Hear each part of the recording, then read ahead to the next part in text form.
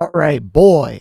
We don't have a lot to talk about today. Actually, I have two more focused videos, this being the first one, and it's going to kind of talk about how I think the Democratic Party is absolutely cooked, and I personally just have so little hope, man. We'll get more into that in a second.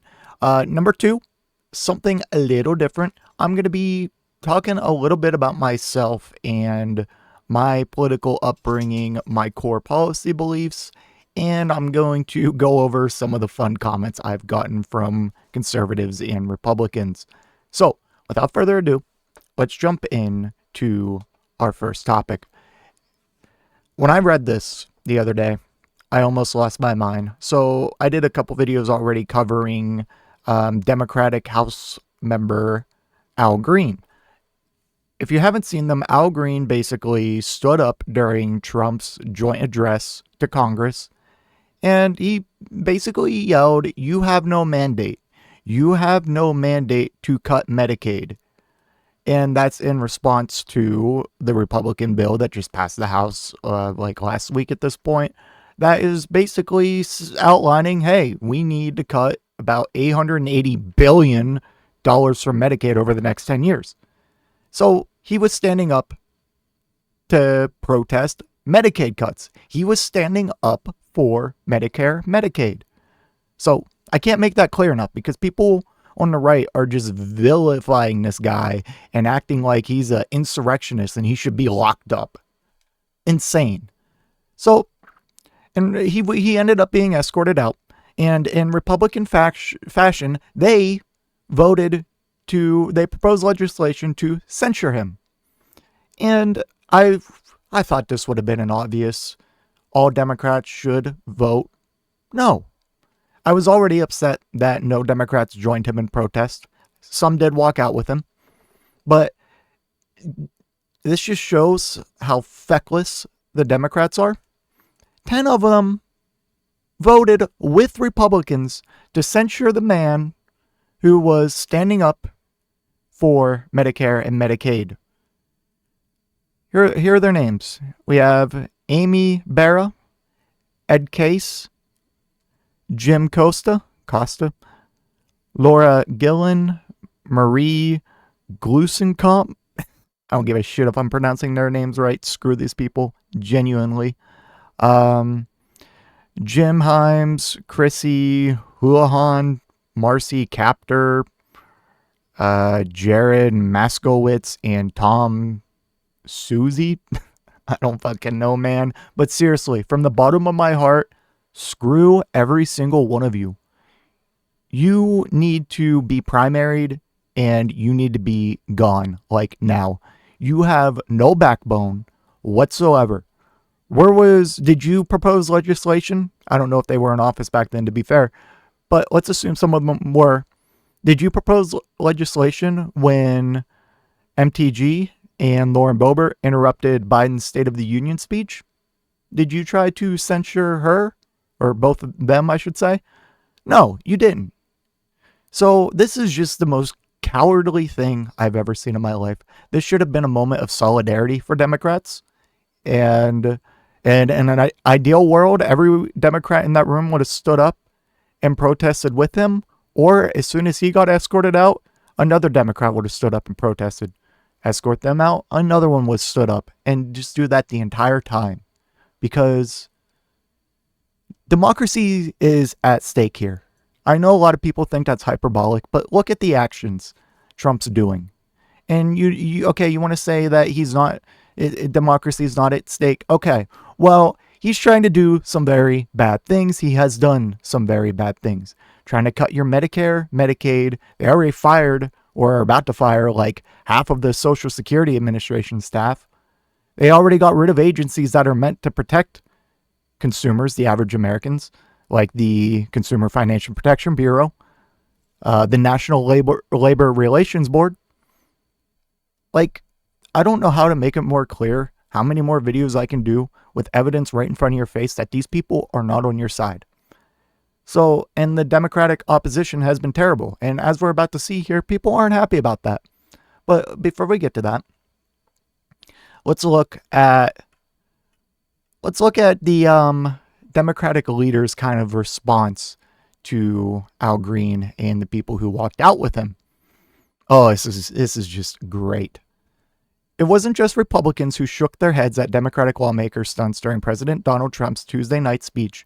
Very unhappy Democratic Party leaders called about a dozen members of their party to a come to Jesus meeting on Thursday morning over protest tactics that went beyond the usual outfit, coordination, and refusals to clap. According to a senior House official who spoke with Axios, the three most senior House Democratic leaders, Minority Leader Hakeem Jeffries, coward, Minority Whip Catherine Clark, coward, Caucus Chair Pete Aguilar, coward, reportedly gathered a group of disruptors, including Reps Jasmine Crockett, my queen, please run with like AOC or something in 2028, please, Maxine Dexter, Maxwell Frost, and Melanie Stansbury. It doesn't surprise me leadership is very upset, a House Democrat told Axios anonymously.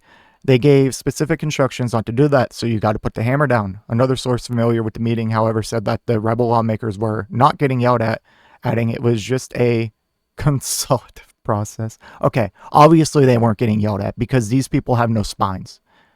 Okay, they don't. Like,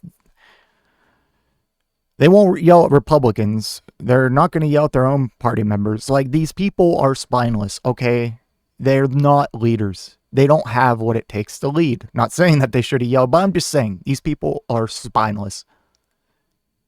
In a letter to colleagues ahead of Trump's speech, Jeffries argued that it was important to have a strong, determined, and dignified Democratic presence in the chamber, but members of the caucus still presented an array of stunts to protest Trump's address to a joint session of Congress, including play cards, paddles, noisemakers, and walkouts. Earlier into the president's 99-minute-long speech, we already talked about this, Representative Al Green was kicked out for yelling about the no mandates, and several Democratic lawmakers like Stansbury held up signs with protest messages, while others like Crockett, Dexter, and Frost walked out as Trump spoke. Trump in the White House blasted this behavior. Yeah, these signs, I'm sorry, they're stupid, okay? Sitting there silently with a sign, that is not the opposition we need right now, okay? You need to stoop to their level. Republicans are not afraid to go for the jugular. Do you understand that? Do you not see that by now?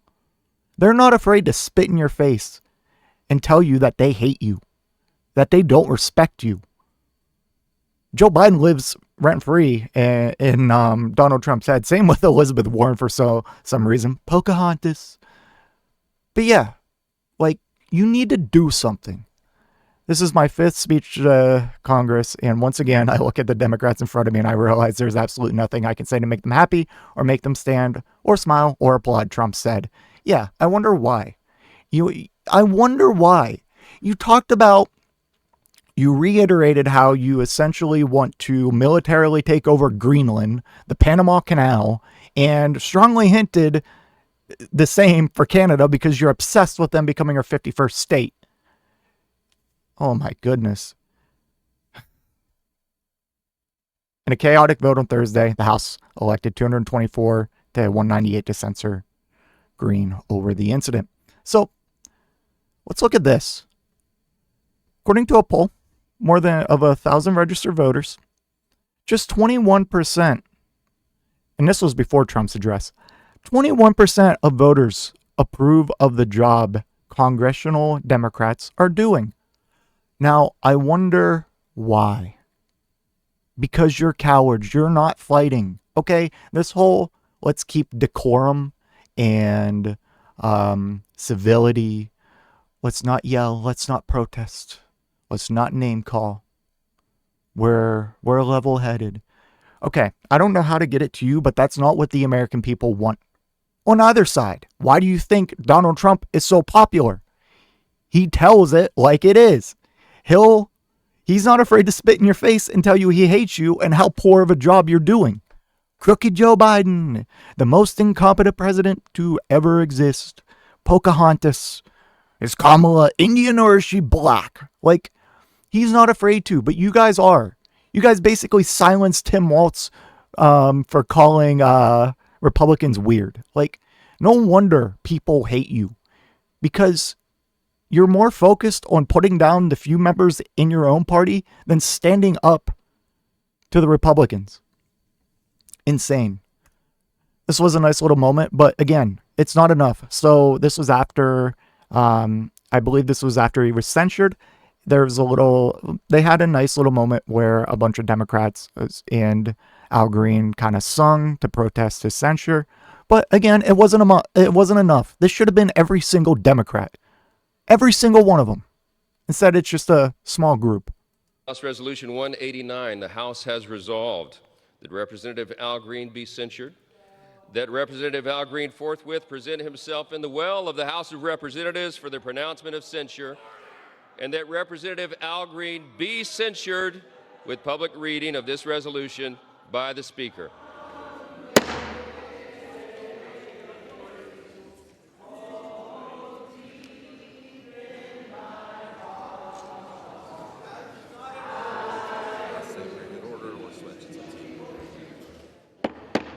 The House had come to order. The House had come to order. The House had come to order. Clear the well, please. Clear the well. The House has to continue its business.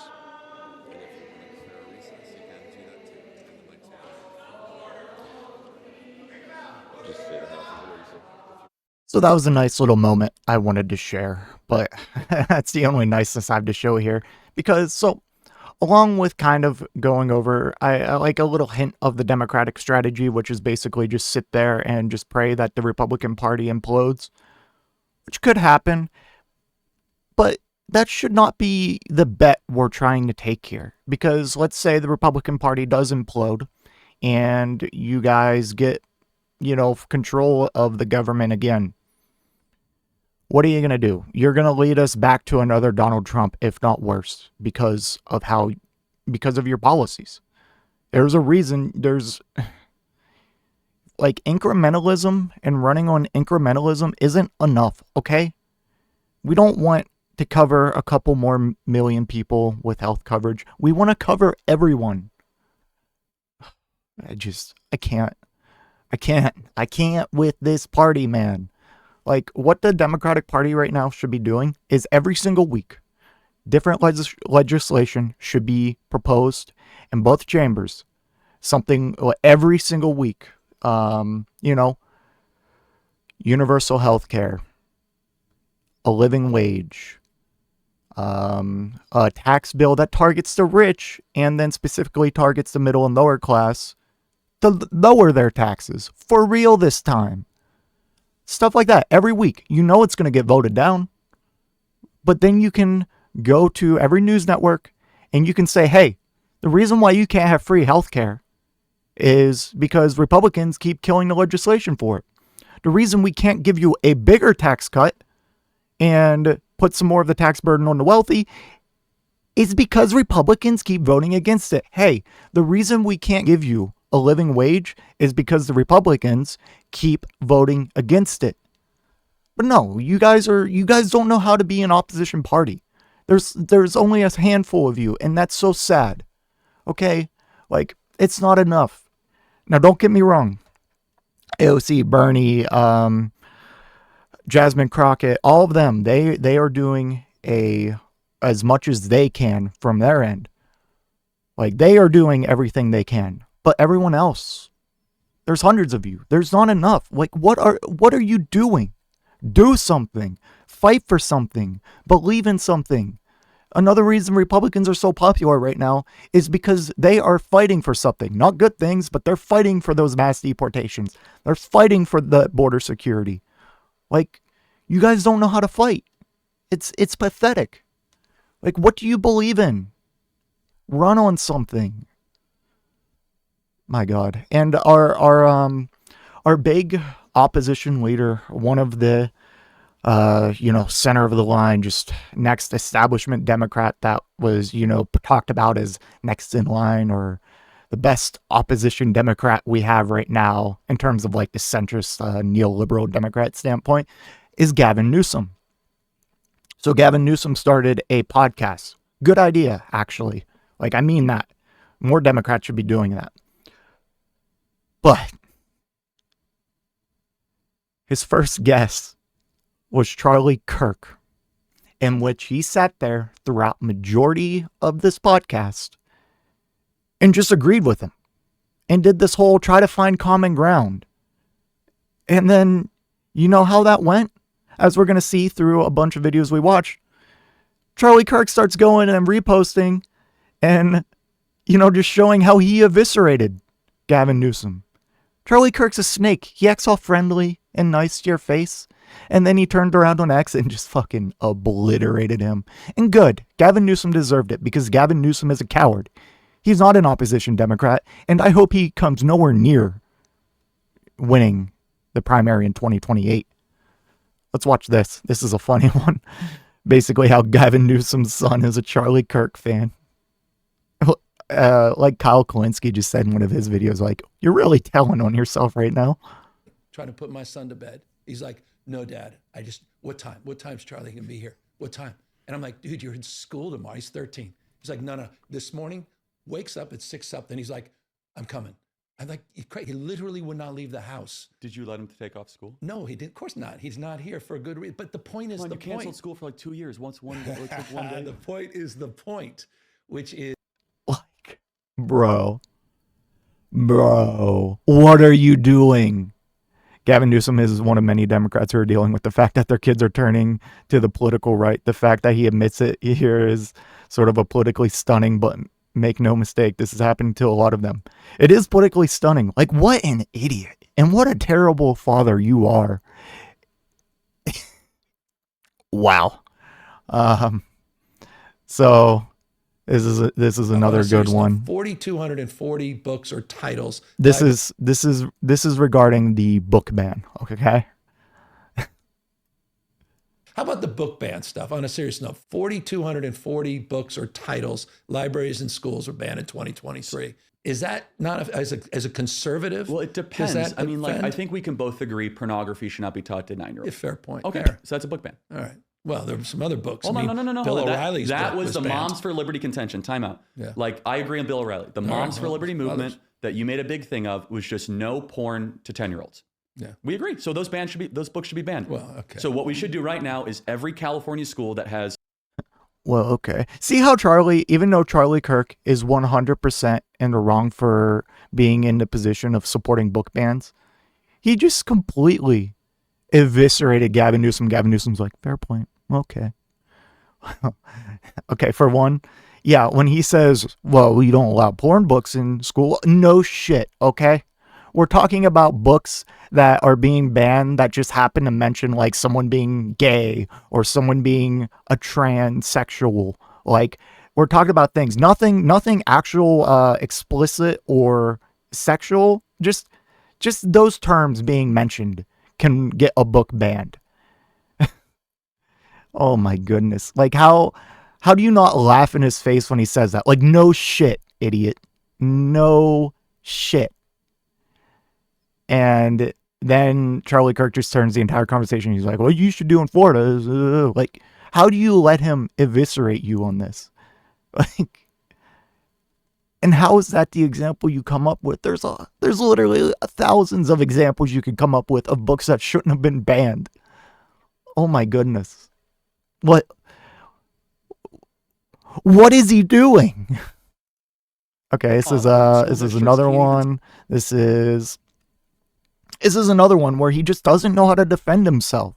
And he doesn't know how to, like, just stand up and say, fuck off. Okay? This is about this whole thing about how I think the basis is, as Gavin Newsom will try to poorly explain here, is like, if, whatever way a teacher finds out that you are gay or not comfortable in your own body and you want to identify as a different gender, something like that, they should tell your parents, or they don't have to tell your parents. Okay. I think that's reasonable. Okay. If the kid's not comfortable with telling their parents that they're gay or they're a dude that feels like a girl or a girl that feels like a dude, there's probably good reason. There's hundreds of thousands. No, maybe there's just so many stories of people coming out to their parents and then being completely like disowned or just the most terrible things. So let's watch. You signed a law where school districts can't even tell parents if their kids are trans. Not true. Okay, Factually untrue. Okay, then No, they can. They just can't get fired for not doing that. And it They wasn't can't just get trans. fired for not. The law was explicit, said you can't be fired for not snitching on a kid, not just for being trans, for being gay. And my point is, how in the hell But are you shouldn't the telling parents know? They have every. Wait, is by the telling way, parents snitching? no, the teachers themselves have the right. The law is they can do that. They can do that. We're not saying you can't do that. We're saying you shouldn't be fired if you choose not to say Johnny was talking about liking some other boy. That's a charitable or something. reading. The other It's not way charitable. It's actually. Let me. So let's be clear. It's not requiring them to stay silent. They can tell your parents, but of course Republicans will frame it like, they're not allowed and they will get fired if they tell them whatever. It's basically saying, hey, if you know, you can not tell them or you can tell them. Either way, whatever, bro. And he's like, this is a moment where you just say, hey, like, you got to bring up the reasons why maybe a kid would feel more comfortable telling a teacher or a guidance counselor about their sexuality than their own parents, because their own parents might be people that are going to disown them or try to put them through some like gay conversion camp. Like, come on, man. And then this is a good one. Let's watch Hakeem Jeffries answer a question about. Yeah, we'll just see. I want to ask about California Governor Gavin Newsom's comments saying that Democrats were in the wrong for allowing transgender athletes to compete in female and girls sports. What is your response to that after Democrats had opposed the women and girls in sports? I haven't seen his comments. What Democrats opposed was unleashing sexual predators on girls throughout the United States of America. That's that's our Democratic leader, bro. What are we doing? Deer in headlights moment. Holy moly. Here's another good one. It's like you right now should come out and be like, you know what? The young man who's about to win the state championship in the long jump in female sports, right. that shouldn't happen. You as the governor should step out and say no. No, and I appreciate but like, would you do something like that? Would you say no men in female sports? Well, I think it's an issue of fairness. I completely agree with you on that. So that's easy to call out, the unfairness of that. There's also a humility and a grace, that these poor people are more likely to commit suicide, have anxiety and depression. And the way that people talk down to vulnerable communities is an issue that I have a hard time with as well. So both things I can hold in my hand. How can we address this issue with the kind of decency that I think, is inherent in you? Okay, yeah, obviously it's a fairness issue, but I'm tired. Do you see how nice he's trying to be about such stupid issues? What you say when he asks you, this is such an easy setup too, because Republicans are supposed to be small government. They're supposed to be against government overreach. So your response here, when Charlie Kirk asked, as governor, would you step in and say, hey, you can't do that, or whatever? You say, no, absolutely not. That's government overreach. That's not my position. The government doesn't have a place in sports. This should be an issue by the organization or entity that's hosting said sporting event. This is not a government issue. It is government overreach for me to step in and make a decision in that regard. That's how you turn a Republican's own beliefs against them. But no, you don't. I agree, it's a fairness issue. Here's the problem. Oh my goodness, dude. And then, lastly, basically Charlie Kirk's like, hey man, you had a bunch of Democrats come to our side, bro. Any Democrats you admire out there right now? Democrats I respect. Bobby Kennedy type? I respect. Tulsi Gabbard. Why are you laughing? Why are you smiling? Because they're on our team now. Because you guys kicked out your best people. It's like the people that were into. This is a great. The claim that Tulsi Gabbard and Robert Kennedy are Democrats is hilarious. Just because they may have been registered or affiliated with the party at some point does not make them Democrats. They are what we call grifters. They will go wherever they can hold power. That's why if you look at Tulsi Gabbard in 2020 and look at Tulsi Gabbard now, completely different person. She's a grifter. Same with Bobby Kennedy.